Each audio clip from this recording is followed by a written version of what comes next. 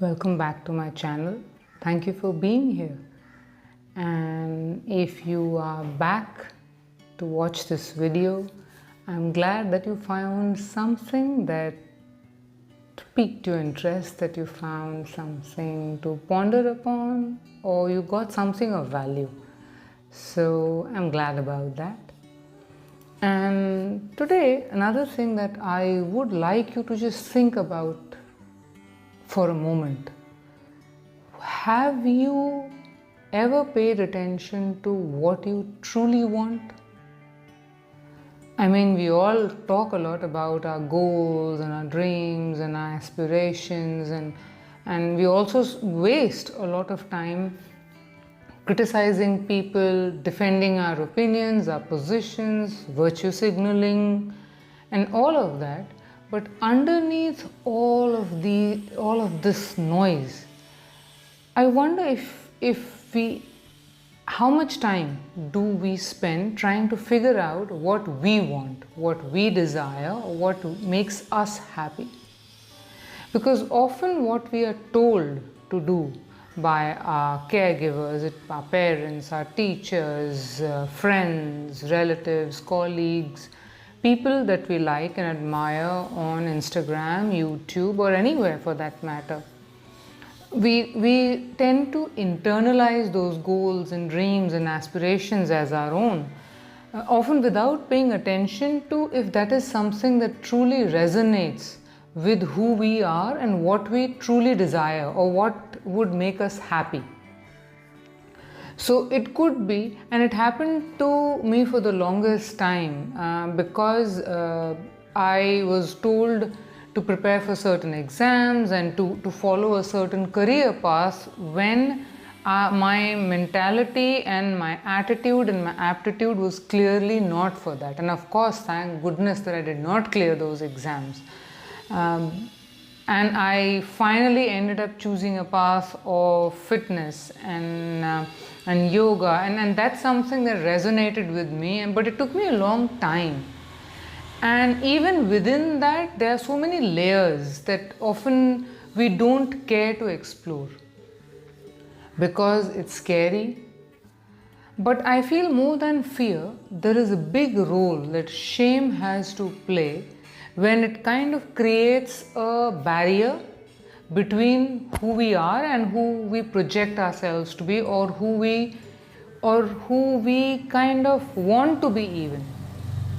So I'll give you it's a very weird example perhaps. So one thing is that I had come across a YouTube video where he's very famous on YouTube, but I don't know his name. It was John Cena that he was interviewing, and I think John Cena came across and said, and John Cena is a famous WWE star, and I think John Cena admitted in that one, and he put across this point that he has chosen not to have children. And that for the longest time that has been his position and it has not changed. And strangely, he is one of the biggest stars that grant the most wishes, if I'm not wrong, on the Make-A-Wish Foundation. Like, children request him a lot, the terminally ill children, and he grants the most wishes as well. So he came across and said that he has decided not to have children, and in the comments section there was so much, how can you not have kids, and he is this and he is that. But people forget often one thing: someone's decision, let's say he decides not to have children, maybe that's what he wants. As long as an adult, he is not hurting anybody, he is not putting anybody's life in danger, he is not even putting his own life in danger. At least he's honest about what he wants, and that is something that's so brave in today's society.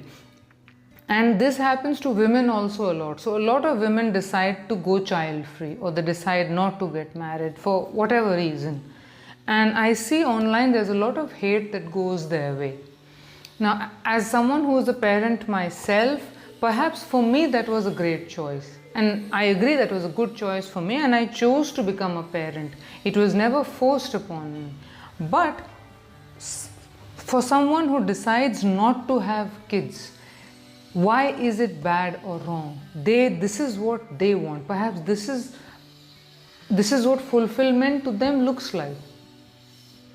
And what happens is, when people decide, okay, this is what I want and this is what I don't want, they are able to live a life that is more conducive, more fulfilling, more wholesome, without being people who try to abuse others and manipulate others, because they are so content and happy living their own life on their own terms and conditions.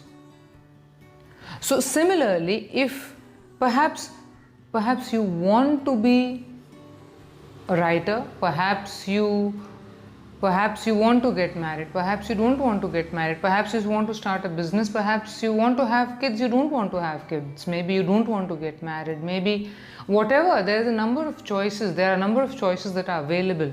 Now my question is that people who choose to go a certain route, who decide, okay, this is what I want and I'm going to go after this, what I have noticed is that those people generally don't waste their time trying to control other people, trying to manipulate other people, trying to abuse other people, trying to do all of that. Why? Because they are busy trying to pursue their own happiness. You could call it selfish, maybe it is. But the question is, if they are not harming anybody, and in fact most of these people that I have come across, they are so engrossed in living a great life that rarely you will see them going and putting out hate against other people, putting out negativity and trying to put other people down. I mean, isn't that something that we should really think about? Like, I took a long time to realize that the more I try to fit myself in a box what other people have designed for me, the more angry and negative and bitter and resentful I could get, because this is not what you truly want, and there is going to be dissonance when what you truly want and what you are trying to do or trying to become, they are going to jar. They are not at the same frequency. What you feel, what you think about is one thing, and what you're trying to do and trying to achieve another thing. There is not going to be congruence. There is going to be dissonance. There is going to be this kind of, they are not going to seamlessly flow. And that is something that's very noticeable, that even in society, often I see people who don't want to pursue something, they have to pursue this because of parental pressure, societal pressure, perhaps and I think most importantly, financial issues. Now, if you have a certain job and it pays you well, even if you dislike it, leaving it and letting go is not what I'm suggesting. But what I'm suggesting is, if you have financial, let's say, security, but you dislike something doing that, then perhaps while keeping that job, you should think and ponder about what would you like to do. If you are like, there are some things you can't turn back on. Like, if you have kids and you have no choice but to fulfill your responsibilities towards your children, that's non-negotiable. There's nothing that we can do about it. But you should try and examine and perhaps spend more time with yourself trying to think about, what is it that you want? What is it that makes you feel fulfilled? And try your best to go towards it in a way that helps you become more of that without hurting other people, without hurting yourself, without being toxic. And this is a perfect example to see how people who are told what to do and who are often people pleasers, of course, that's a trauma response, been there, done that. And what happens is that we are so busy trying to keep other people happy that we start internally to become bitter and resentful, because we are not happy doing what they are telling us to do. And another, strangely, a very toxic thing that we may end up doing is, when we see someone else having what we wanted or what we were denied, or what we crave, you know, in our deepest part of our heart, we start to throw so much of shade at them, so much of hate at them, so much of negativity at them, all because they have what we want. Maybe they are leading a life we dream about.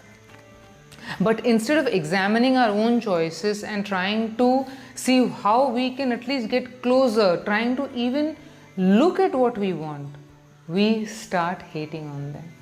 So if there is one simple thing that you could take from this video, and I could just perhaps encourage you to think about, is what do you want? What makes you happy? What makes you fulfilled? What do you want your life to look like?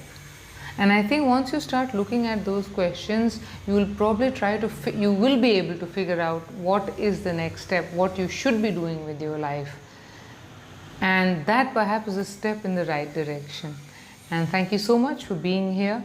And if you found something of value, that's great. And wherever you are, whoever you are, if you're watching this, you will find the light at the end of the tunnel.